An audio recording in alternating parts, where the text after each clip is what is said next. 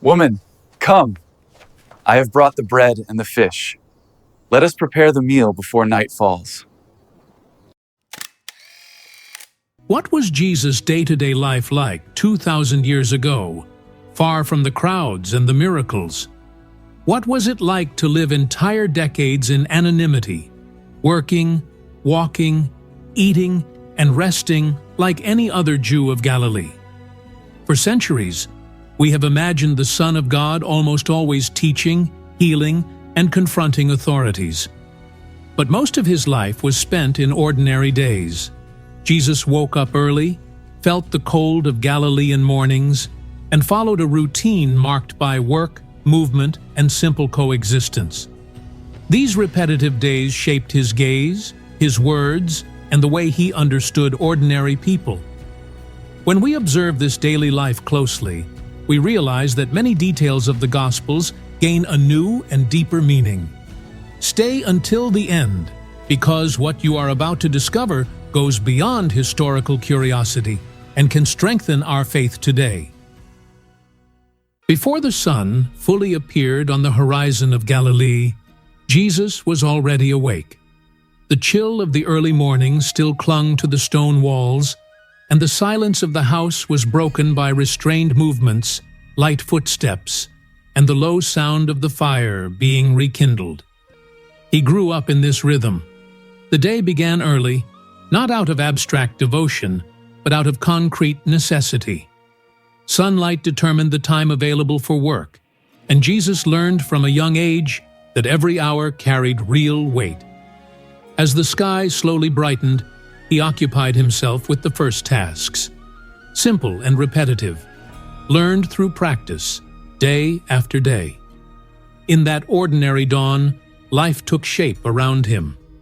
The smell of bread being prepared, perhaps a simple piece shared right there. The murmur of the first conversations, the adjustment of tools before the day's journey. There was no unnecessary haste, but there was also no excess time. Jesus watched, helped, participated.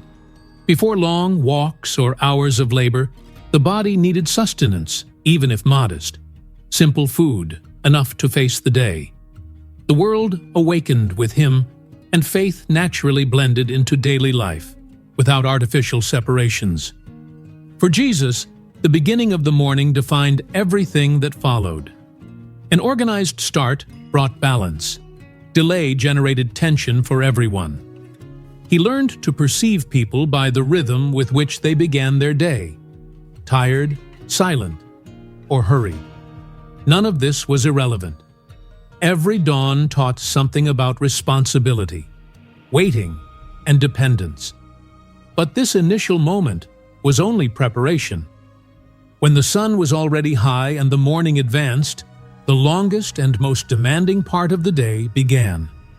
It was in manual labor, repeated and silent, that Jesus spent most of his hours, and it is into this daily effort that we now need to enter.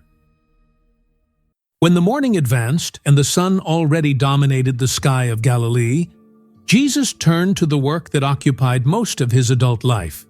He was not merely a carpenter in the modern sense. The Gospels use the Greek word tekton, which designates a builder, a construction craftsman. Jesus worked with wood, but also with stone, clay, and simple tools, dealing with the materials available in the region. In Nazareth, this meant raising structures, repairing houses, making doors, beams, plows, benches, and utensils essential to village life. This learning began early, alongside Joseph. It was not theory, it was hard practice. Hands learned to measure, cut, fit, and bear weight. One mistake compromised the entire work. A poorly placed beam put lives at risk. Jesus grew up understanding that what is not well built does not endure. The work required physical strength, resistance to the sun, and constant attention. Entire days passed in the same repeated effort, without public recognition, only with the responsibility of delivering something firm and reliable. While working, Jesus observed people and needs. He built for poor families and for those with more resources. He saw the difference between those who economized on materials and those who invested in solidity. These experiences were not abstract. They were lessons learned in the body. Later, when he spoke about foundations, solid houses, and constructions that do not endure, he spoke as someone who knew the real cost of raising something that lasts. But this hard work did not sustain only houses and tools. It sustained his own body. After hours under the sun, Jesus returned to simple, measured, shared meals. It was at the table, with little food and much fellowship, that another essential aspect of his formation took place.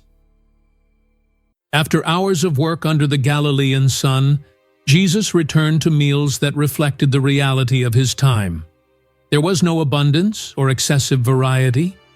The basis of the diet was bread, made daily from wheat or barley, baked in small portions so as not to waste flour.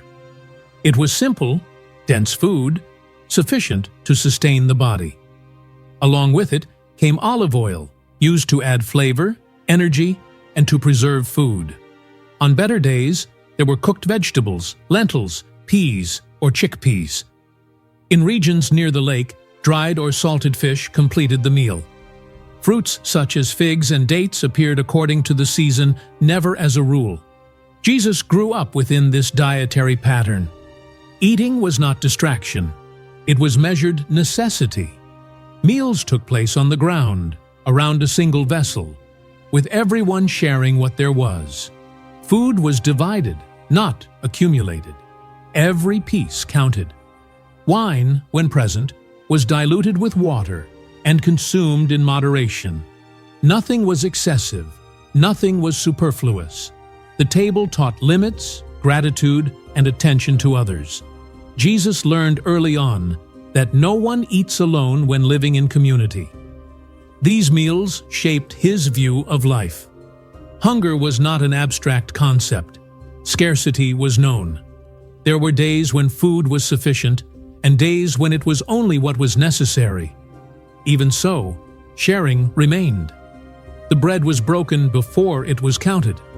This daily experience gave real weight to words that would come later. When Jesus spoke about daily bread, about hunger and satisfaction, he spoke of something lived repeatedly, not of religious theory. But food was not only physical sustenance, it prepared the body for long journeys. After eating, Jesus walked.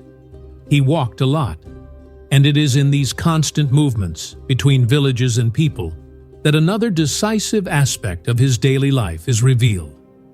A rhythm of life marked by steps, dust, and encounters that could not be avoided. After eating, Jesus stood up and walked. There was no other way to live in Galilee. Moving from place to place was part of the day, not an exception. Jesus followed dirt roads, narrow paths, rocky slopes, and open ways between villages. The sun beat down, dust rose, and fatigue accumulated in the legs. He learned to measure distances in steps, not on maps. Every route was part of the routine, shaping endurance and awareness of what was around him. These walks were not silent. Jesus crossed paths with farmers returning from the fields, women carrying water, children running barefoot. He encountered the sick by the roadside, the poor asking for help, people weary of life.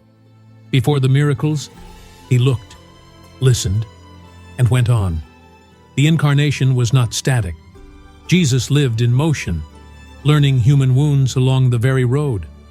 Time was marked by the rhythm of feet, not by clocks. He felt the uneven ground under his feet, adjusted his pace to the terrain, shielded his face from wind and sun. These physical details taught resistance and humility. Life was learned in the body before it was spoken in words. Each route brought Jesus closer to the people he would one day call. It prepared encounters that would change destinies, still without miracles or crowds. Only real presence, fully human. There was no mechanical hurry, but there was also no idleness. Jesus learned to perceive people by the way they walked, by their breath, their posture, their silence.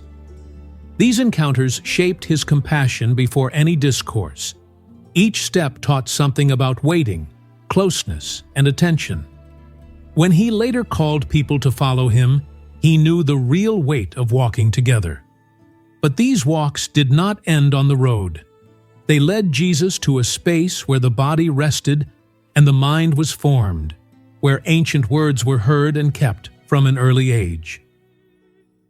Between daily walks and manual labor, there was a place where Jesus stopped to listen, learn, and memorize, the local synagogue. It was not a monumental temple, but a simple space, central to the life of the community. There, from childhood, Jesus was exposed to the Scriptures. Religious education began early. Boys learned to listen to the reading of the law, to memorize passages, and to repeat words that would shape their worldview. Jesus grew up in this environment of attentive listening. The scrolls of Scripture were read aloud, slowly, because few knew how to read. The word was absorbed through the ear before being understood by reason. Verses were memorized, repeated, carried in the memory. Teaching was not abstract. The law spoke of work, rest, justice, and care for one's neighbor. All of this connected directly to the life Jesus already knew outside those walls. There, he learned the weight of words. He observed how ancient texts were applied to real conflicts in the village. He saw teachers explaining, correcting, debating. There was no passive silence. There was attention, questions, and interpretation. Jesus grew up familiar with the language of Scripture, with its images, promises, and demands. This formation did not produce a distant intellectual, but someone deeply rooted in the Word. When he later spoke with authority, it was not improvisation. It was the fruit of years of listening, memorizing, and reflecting.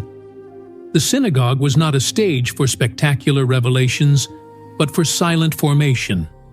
But what Jesus heard in the synagogue did not remain there. The words learned had to be lived outside that space, in daily life with the family and the community that had observed him since boyhood. After hearing the Scriptures in the synagogue, Jesus returned home. The path was short, but the transition was immediate. The words heard in public encountered real life within the family environment. In Nazareth, no one left religious teaching at the door. It had to be lived. The home was the first place where the word was tested, not in speech, but in daily coexistence.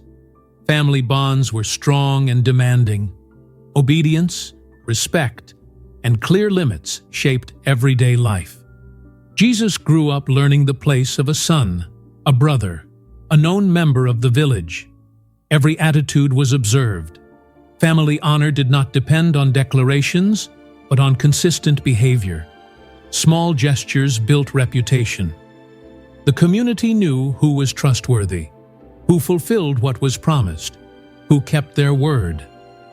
Within the home, the faith learned in the synagogue took practical form. It was lived in the way of speaking, of responding, of enduring correction, and of respecting authority. Jesus learned to listen before speaking, to wait before acting. Ordinary life did not allow spiritual pretense. It demanded constant coherence. This coexistence shaped identity and character. Jesus did not grow up distant, but deeply inserted. He participated in the joys and tensions of community life. And when the day ended, that same family environment withdrew into silence. Night brought another rhythm, calmer and more introspective. Far from public eyes, Jesus learned to remain faithful in secret, an apprenticeship that would prepare even greater decisions. When the day ended, Jesus returned home with a tired body and hands marked by work. The light gradually faded, and a small oil lamp was lit, casting irregular shadows on the stone walls. Conversations became low and measured. Night was not a time of agitation, but of withdrawal. Silence enveloped the house, interrupted only by simple sounds of ordinary life: restrained footsteps, the wind outside, the fire dying down. In this environment, Jesus learned to slow down. Before rest, there was prayer. Ancient words, repeated every night, marked the close of the day. Faith was not separated from routine. It was integrated into fatigue, gratitude, and the expectation of the next dawn. There was no spectacle, no extraordinary gestures. There was constancy. Inner formation took place far from any public gaze, in the calm rhythm of repetition. These simple nights taught Jesus to remain faithful in secret. Rest was not escape, but care. Silence offered space for reflection, listening, and inner alignment. Day after day, far from recognition, his character was strengthened in this discreet withdrawal. Nothing seemed extraordinary, and yet something essential was being built.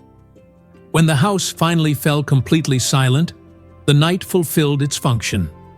It closed the day and, at the same time, prepared the next. This nightly rhythm, repeated over years, formed an invisible, silent, and deep foundation. And it is precisely this long preparation, lived without records and far from the crowds, that begins to reveal how God works before becoming something visible. To conclude, reflect. As we observe the daily life of Jesus, far from miracles and crowds, we realize that nothing in his life was accidental. He lived what he taught. He worked, walked, listened, obeyed, and waited. Every simple gesture carried eternal weight. The Christian faith is not born only from extraordinary events, but from a life fully lived in the ordinary. Jesus knew fatigue, repetition, silence, and waiting. And it was on this common ground that the eternal mission was prepared. Understanding this daily life changes the way we read the Gospels and how we view our own lives. God acts in the invisible, in the simple, in what seems small. The method has not changed. The Christ who transformed the world was formed in ordinary days, and this calls us to reflection. The ordinary can also be a place of faithfulness, formation, and purpose. And if this documentary strengthened your faith and expanded your historical understanding of Jesus' life, leave your like, comment on what you found most interesting, and share it with those who need it. Your support helps carry this story forward. Until the next video.